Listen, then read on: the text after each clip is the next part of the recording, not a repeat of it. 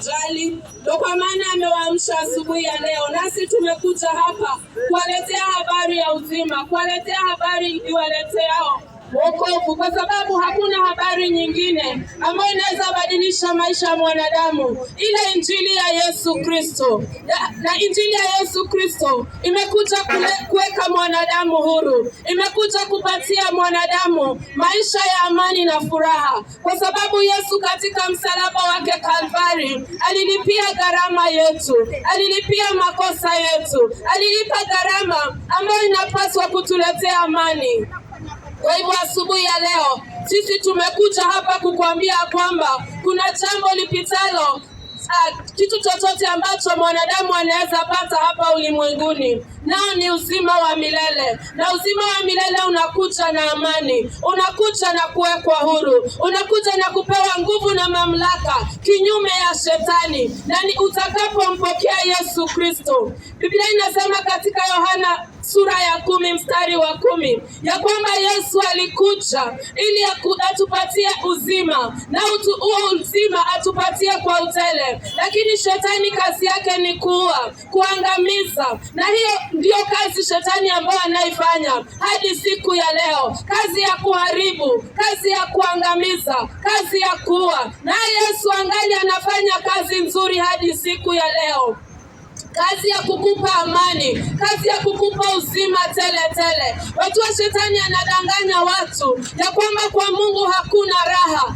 lakini huo uongo unamfanya ya kwamba shetani akaendelee kugandamiza mwanadamu, kwa sababu katika maisha ya kuishia shetani hakuna uhuru. Tunaambiwa katika kitabu cha Marko 5 ya kwamba kuna mzee mmoja ambaye alikuwa amepagawa na mashetani, naye alikuwa anaishi makaburini, alikuwa anajikatakata, alikuwa anajiumiza, alikuwa haishi pamoja na watu. Kwa hivyo hata siku ya leo shetani anafanya ile kazi ya kufanya watu wajichukie, ya kufanya watu wajiharibu, wakidhania ya kwamba wanaishi maisha ya furaha, kwa sababu kazi ya shetani ni kuua, ni kuangamiza, ni kuharibu. Hadi siku ya leo anaua wengi, huenda hawaishi kwa makaburi, lakini wanayoyafanya yanawaharibu, yanawaangamiza. Wengine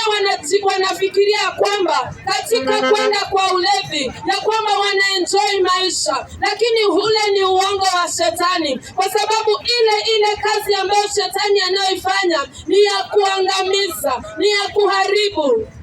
Na Yesu alikuja ili mwanadamu akapata uzima tele. Yesu alikuwa anaenda, lakini akawa amemwona yule bwana ambaye alikuwa amekaa katika makaburi, alikuwa amepagawa, alikuwa anajitesa, alikuwa anajiumiza, naye akawacha shughuli zake na kumwendea huyu bwana na akamweka huru. Hadi siku ya leo ametutuma hapa ili tukutangazie hii habari, ili upate kuwekwa huru, ili upate kuishi na wanadamu, uache kuishi maisha ya upweke, maisha ambayo yanafanya shetani aweze kukuumiza zaidi. Tumekuletea habari ya kukuweka huru, na inakuja kwa njia rahisi sana, ya kwamba ni katika kumwamini Yesu Kristo, ni katika kumpokea Yesu Kristo ndipo utakapowekwa huru. Na yule bwana Yesu alipomweka huru, alirudi kule kijijini, kule ambako alikuwa amekataliwa, kule jamii yake ambayo ilikuwa imemtenga, akarudi kule nyumbani kwake. Hata siku ya leo huenda ile tabia imekuondoa, imekuweka mbali na jamii yako, imefanya hata ukapata kupoteza jamii yako. Lakini siku ya leo tuna habari njema ya kwamba Yesu anaweka huru, ya kwamba Yesu anakomboa, na anachokihitaji ni ya kwamba ukaamini ya kwamba anazo nguvu za kukuweka huru. Hilo tu ndilo analohitaji. Kama vile yule bwana hakutoa sadaka yoyote ili akapata kuwekwa huru, hadi siku ya leo unachohitaji ni kuamini kwa roho yako na kukiri kwa ulimi wako ya kwamba Yesu Kristo ndiye Bwana na Mwokozi wa maisha yako. Na utakapomfanya Yesu Bwana na Mwokozi wa maisha yako, zile shetani zitapata kuondoka, zile nguvu za kukandamiza zitapata kuokoka, nawe utawekwa huru. Jumatatu ya siku ya leo ambayo ni Jumatatu ya mwezi wa 6, unaweza kata kauli ya kuwekwa huru na kuishi katika maisha yaliyo na amani, yaliyo na furaha. Bwana Yesu asifiwe. Yesu alikuja ili tukapata uzima na ule uzima tukapata kwa utele. Hakuna yeyote awezaye kuweka mwanadamu huru ila Yesu Kristo. Hakuna yeyote awezaye kukomboa mwanadamu ila Yesu Kristo. Tumekuletea habari ya kukuambia kwamba kuna uhuru katika Yesu, kuna amani katika Yesu, kuna furaha katika Yesu. Mpokee siku ya leo. Unapoanza the second half of 2025, you can begin it with eternal life in your spirit. You can believe you can enter into this second half with eternal life and with peace and joy, just by believing in Jesus Christ, by confessing and saying that Jesus is Lord. Praise the name of Jesus. This is the only message that can set a man free. It is not anything that you can do, but it is in what Jesus has already accomplished at the cross. And it is very simple, that you believe in your heart and confess with your mouth that Jesus Christ is Lord, and you will be set free and you will enjoy life. Just like this man who was at the tomb, he had destroyed himself. Alikuwa anajiumiza, alikuwa ametengwa, alikuwa anaishi na wafu. Hadi siku ya leo shetani angali anafanya ile kazi mbaya ya kuharibu wanadamu, ya kuharibu na kuangamiza.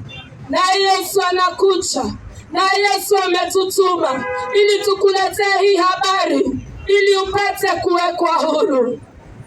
Bwana Yesu asifiwe. Nataka kukupa nafasi ili ukapata kuwekwa huru. Na utarudia hili ombi nyuma yangu. Sema: Bwana Yesu, ninakiri kwa ulimi wangu ya kwamba wewe ni Bwana.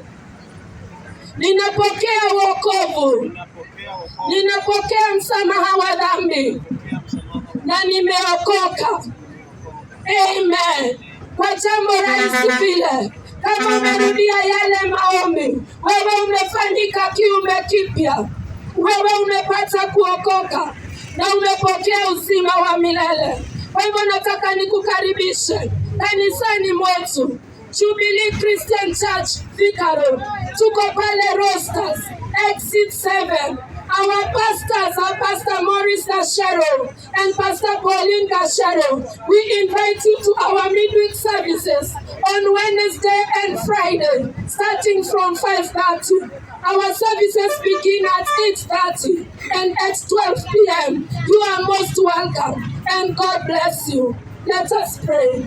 Father, in the name of Jesus, I thank you so much for the opportunity to share the gospel. Thank you for this is the power of God unto salvation. Thank you because the seed of the word that we have planted in this place is growing in the name of Jesus. Father, we thank you. Thank you for you have blessed us with a peaceful nation. Thank you for you have blessed us with an awesome weather. We thank you, Jesus. We worship and adore you in the name of Jesus Christ. Amen. Amen. God bless you and have a wonderful day. Amen.